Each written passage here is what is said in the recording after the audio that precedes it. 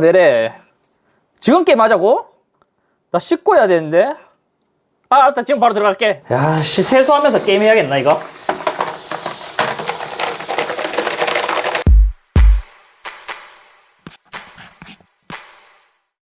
안녕하세요. 이섭입니다. 오늘은 콕스 CK700 기계식 키보드를 들고 왔습니다. 이 기계식 키보드의 가격은 5, 6만원대로 꽤나 가성비가 좋아서 굉장히 잘 팔리고 있는 모델이에요. 한 두세 달 동안 이 키보드를 리뷰해달라고 요청을 굉장히 많이 받았어요. 콕스의 CK700의 특징이라면 그동안 봐오던 기계식 키보드의 축과는 조금 다른 카일 광축을 사용한 모델이에요. 게다가 완전 방수까지 지원을 한다고 하는데, 아무튼 요즘 굉장히 잘 팔린다는 이 제품, 제가 써봤을 때 어떤지 한번 살펴보도록 할게요. 특별한 점이 있다면 카일 광축은 두 개의 스위치로 나누게 돼요. 즉 클릭과 리니어가 있는데, 클릭 같은 경우에는 우리가 일반적으로 아는 청축과 유사한 축이고, 리니어 같은 경우에는 적축과 유사해요. 패키징은 뭐 일반적인 기계식 키보드처럼 뭐 깔끔하게 되어 있어요. 한 5, 6만원 정도대에서 흔히 볼 수 있는 그런 패키징을 갖고 있고, 나쁘지 않아요. 깔끔하게 잘 되어 있어요. 다른 구성품도 나름 꽤나 많이 들어있네요. 요거 이제 키캡 리무버와 사용 설명서, 이거는 청소할 때 쓰는 솔, 받침대 2개와 요거는 이제 기계식 스위치를 뺄 때 쓰는 그 이제 적출, 그 뭐라 해야 되지? 아무튼 뭐 이름은 잘 모르지만, 보통 저가형에서는 이렇게 키를 덮는 이런 거를 제공 안 해주거든요. 사실 이게 키보드를 좋아하시는 분들은 이거를 선호하더라고요. 왜냐면 키보드를 쓰지 않을 때 먼지가 들어가지 말라고 덮는 용도인데, 저는 뭐 저가형이나 고가형 쓰면서 이런 거 받아도 잘 안 쓰게 되더라고요. 그냥 전체적으로 디자인은 깔끔하게 되어 있어요. 고가형에서 볼 수 있는 이제 프리미엄 디자인보다는 저가형에서 볼 수 있는 그런 느낌이 들고, 상판의 프레임은 플라스틱이 아닌 메탈 바디를 사용했기 때문에 저렴해 보이진 않아요. 디자인 자체는 좀 저가형의 느낌이 나지만 마감 같은 경우에는 메탈이라서 깔끔하게 되어 있어요. 그리고 여기 살짝 보니까 상판만 메탈을 사용했거든요. 즉 위쪽에 보이는 부분은 메탈을 사용했고 밑부분은 플라스틱 하우징을 사용했는데, 이렇게 이음부가 좀 마감이 깔끔하지가 않네요. 끝을 보면 지저분하게 되어 있는 모습을 볼 수 있죠. 사실 제가 뭐 고가의 키보드를 많이 봐서 그렇지 이제 저가형 치고는 괜찮아요. 키캡 같은 경우에는 이중 사출 방식을 사용했고, 10만원 아래대의 키보드에서 흔히 볼 수 있는 스텝스 컬처 2 방식을 사용했으며, 이렇게 키캡이 위로 올라와 있는 B키 타입을 사용하고 있습니다. 무게는 1.3kg이라고 하는데 가벼운데요? 옆면에서 특이한 점은 이렇게 LED가 들어가 있다는 것이죠. 보통 이렇게 옆면에 LED가 들어가 있는 제품은 잘 없어요. 그리고 뒷면을 살펴보면 깔끔하게 키보드를 정리할 수 있도록 이렇게 케이블을 이런 식으로 이제 정리를 해줄 수가 있어요. 근데 케이블 품질이 또 별로 안 좋네요. 여기 보면 알겠죠? 새 제품임에도 불구하고 케이블이 이렇게 뜯겨져 있어요. 제가 받침대의 품질도 꽤나 보는 편인데 받침대는 괜찮아요. 그리고 특이한 점은 이게 완전 방수를 지원하기 때문에 밑부분에 물을 빠져나가기 위한 배수홀이 있어요. 일반적으로 많이 봐오던 기계식 키보드 축과는 살짝 다른 모습이네요. 이런 식으로 잡아 빼면 된다고 했는데?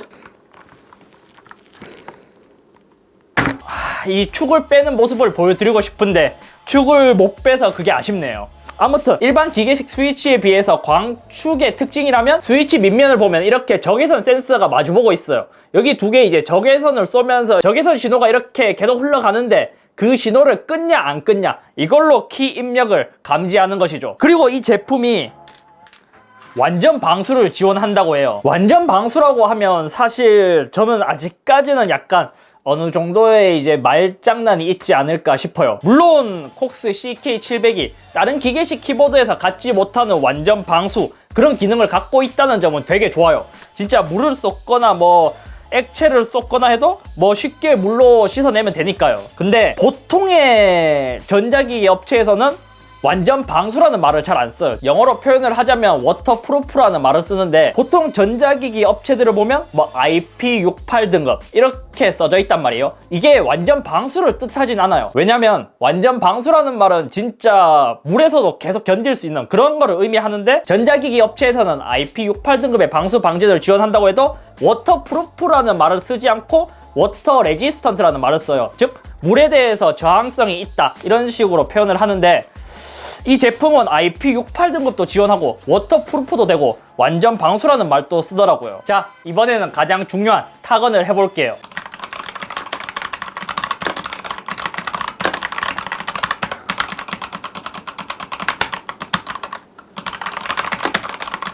확실히 적축의 느낌이 있어요. 근데 소음은 좀 큰 편이에요. 체리 스위치의 청축과 적축 사이 정도에 있는 그런 느낌이 들어요. 리니어 제품이기 때문에 청축처럼 딸깍딸깍 거리는 느낌은 없고 부드럽게 눌리는 그런 느낌이 듭니다. 통울림은 좀 있는 편이네요. 특히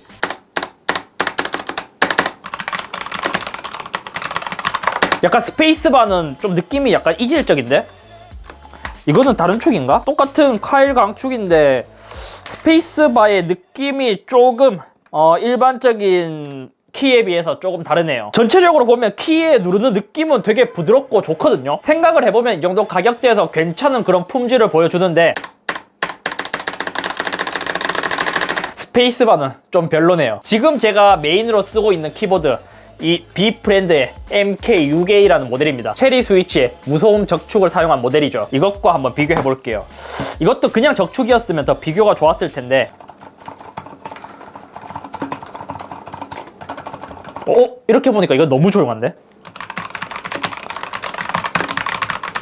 확실히 이게 무소음 적축이라서 굉장히 조용한 것도 있는데 이 카일 광축의 소음이 조금 더 큰 것 같아요. 일반 제품에 비해서는 말이에요.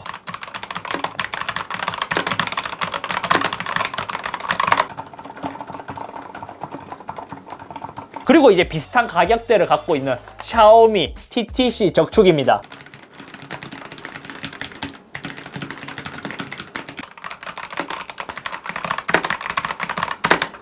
확실히 카일 광축이 더 시끄러운 그런 소리를 들려주네요.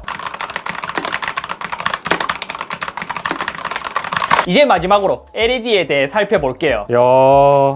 LED 하나는 진짜 잘 만들어 놓은 것 같아요. 왼쪽에도 이렇게 LED가 나오고 오른쪽에도 LED가 나오고 제가 제품을 구입하면서 디자인도 많이 보기 때문에 LED가 균일한가 아닌가도 꽤나 많이 봐요. 근데 이 제품은 좀 반반이네요. 이렇게 한글을 보면 영어와 숫자는 이제 정확하게 깔끔하게 LED가 잘 들어온단 말이에요. 근데 비읍을 보면 이제 비읍의 반만 LED가 들어오고 지읒의 반, 뭐 디귿의 반, 시옷은 거의 들어오지 않고 뭐 이런 약간 전체적으로 LED가 깔끔하고 좀 멋스럽게 들어오는 편인데 이렇게 키캡에서 이제 반만 들어오는 이런 모습은 좀 아쉬워요.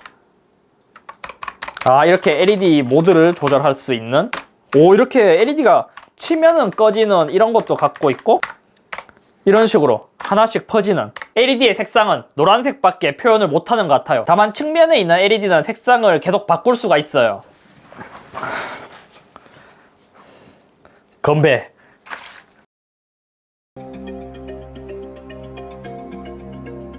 자, 이렇게 처음 사용해본 콕스 CK700 카일 광축에 대해 살펴봤습니다. 사실 이 제품을 처음 추천받았을 때 카일 광축? 보통 체리나 오테뮤 카일 이런 스위치를 사용하기 때문에 광축 과연 어떨까 싶었는데 나름 아쉬운 점이 몇몇 있기도 하지만 가격대 즉 5, 6만원대임을 생각하면 가성비가 괜찮은 것 같아요. 아무튼 오늘은 여기까지 살펴보는 것으로 하고 다음에 또 다른 기계식 키보드 리뷰로 찾아뵙겠습니다. 이 영상을 보시고 도움이 되셨다면 댓글 그리고 좋아요와 구독하기도 꾹꾹꾹꾹꾹 눌러주세요.